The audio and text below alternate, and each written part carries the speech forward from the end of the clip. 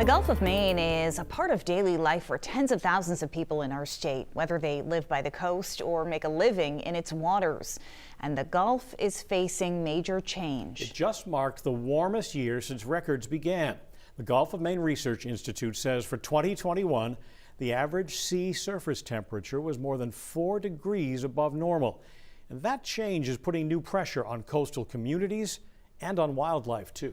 As News Center Maine's Don Kerrigan reports, even some of the largest creatures on the planet aren't immune to that seemingly small shift.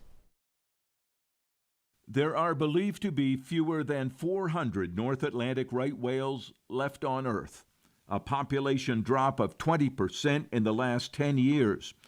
And that hard fact is driving debate and government policy to target fishing and shipping as the primary reasons the whales are at risk of extinction. But scientists at the Bigelow Laboratory for Ocean Science say the whales face a more fundamental threat in the Gulf of Maine. Their food supply is shrinking. All the indicators that we've seen suggest that they're looking for prey elsewhere. Senior research scientist Nick Reckert says the right whale's primary food in the Gulf is a tiny, energy-rich creature called a copepod. One right whale will devour hundreds of pounds per day. But copepods are in decline, he says, because the water in the Gulf has been warming up. Oh, they have warmed extremely rapidly. Reckert says bottom temperatures are as much as 7 degrees Fahrenheit warmer than they used to be. It's believed to be one more impact of a changing climate.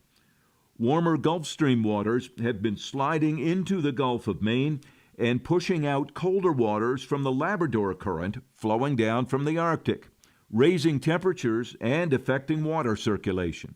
Warmer waters are going to be bad for some organisms and good for others.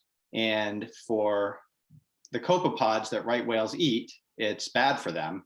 It's really cut off the supply, particularly to the eastern Gulf of Maine. So I had an interest in whales from the time that I was about 3 years old.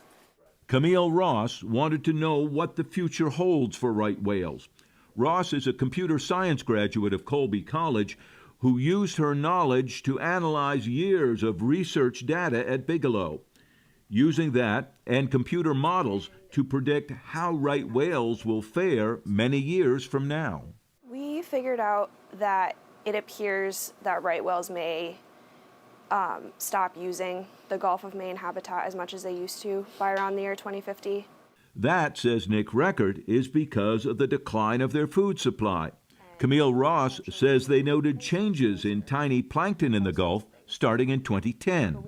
And more. Right whales used to be seen each summer in the Bay of Fundy between New Brunswick and Nova Scotia. But in 2020, they say, there were none. And you can just see this general shift northeastward up towards the Scotian Shelf. So, And where's the Scotian Shelf? The Scotian Shelf is right along here. Ross says the computer models indicate that over time, the whales are likely to migrate more to the east, to Nova Scotia, and away from Maine. Survey data indicates that their food source, Calanus bimarchicus, is moving out of the Gulf of Maine.